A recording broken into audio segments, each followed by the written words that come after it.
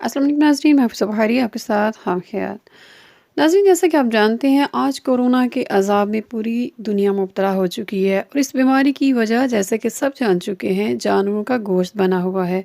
اور یہ ان جانوروں کا گوشت ہے جن کو ہم مسلمان حرام جانور کہتے ہیں۔ حرام جانور وہ جانور ہیں یا حلال جانوروں کے وہ اعضاء ہیں جن کو اللہ تعالیٰ نے انسان کو کھانے سے منع کیا ہے۔ یعنی کچھ جانور تو سرے سے ہی حرام ہیں، لیکن کچھ جانور ہیں تو حلال، لیکن ان کے کچھ حصے کھانے سے منع فرمایا گیا ہے۔ میڈیکل سائنس بھی اب اس کرونا وائرس کے بعد اس کی طرف توجہ دے رہی ہے۔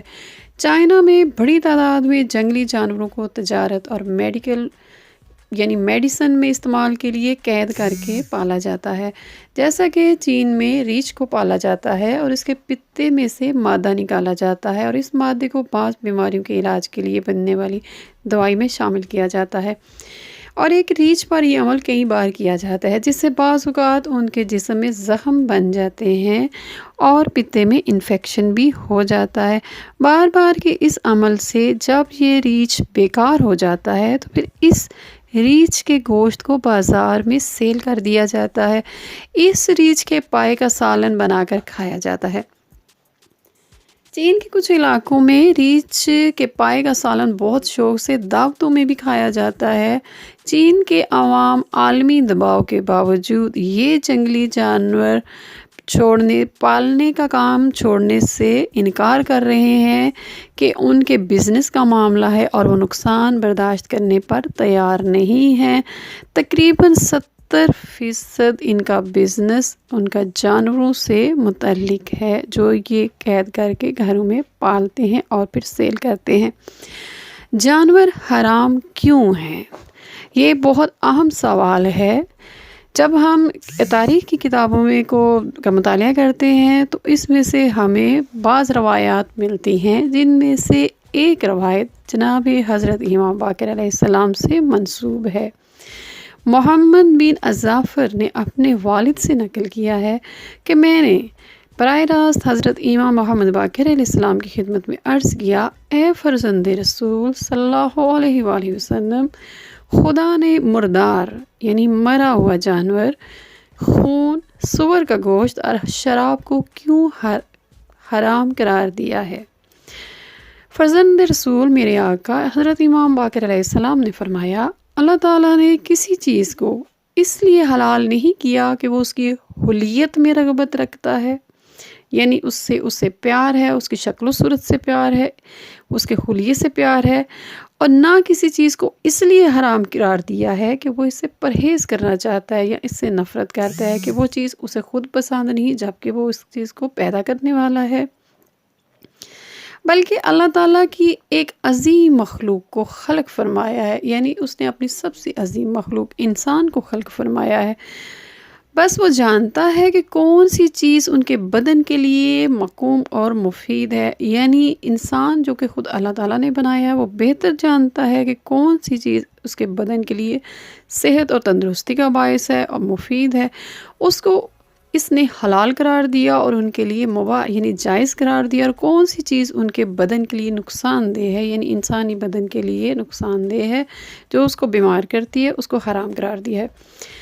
لیکن وہ لوگ جو مجبور ہوں، یعنی ان کے پاس کھانے کے لیے اتنی چیز نہ ہو کہ جس سے وہ ان کی جان کی حفاظت ہو سکے، جب ان حرام کردہ اشیاء کے علاوہ کوئی چیز اس کی پہنچ میں نہ ہو تو وہ اتنی مقدار جس سے وقتی طور پر اس کی جان بچ جائے اتنی اس کے لیے کھانا حلال ہے اور اس سے زیادہ حرام رہے گی۔ یعنی وہ اگر کوئی ایسی جگہ پہ ہو جہاں پر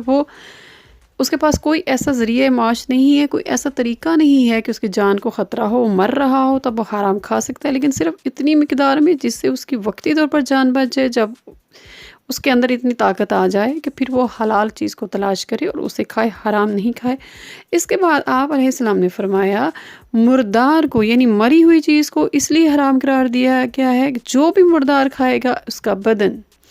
یعنی اس کے جسم اور اس کی طاقت ختم ہو جائے گی اور اس کی نسل بڑھانے والا نظام ختم ہو جائے گا، اور مردار کھانے والا ناگہانی موت سے مرے گا۔ یعنی کوئی ایسا انسان جو کہ مردار مری ہوئی چیزوں کو کھائے گا تو جو کہ ذبح شدہ نہیں ہے اور حلال بھی نہیں ہے، مری ہوئی تھی،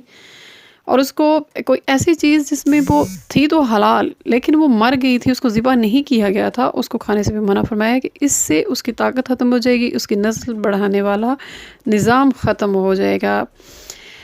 خون کو کھانے سے کتے والی عادات، سختی دل اور بے رحمی پیدا ہوتی ہے،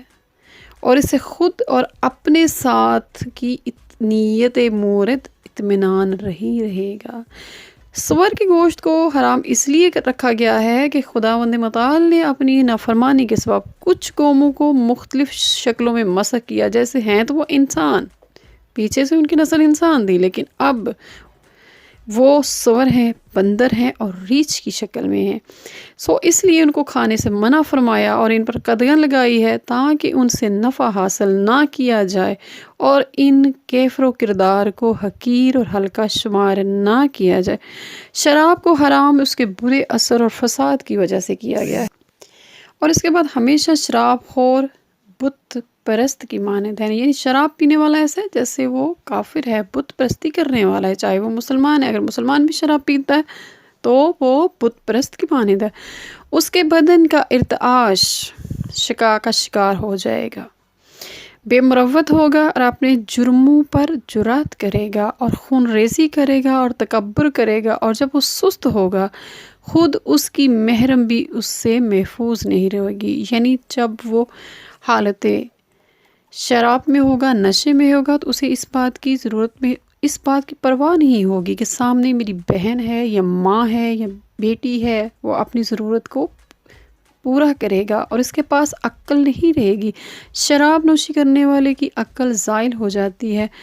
سوائے بدی کے اور کسی چیز کو زیادہ نہیں کرے گا۔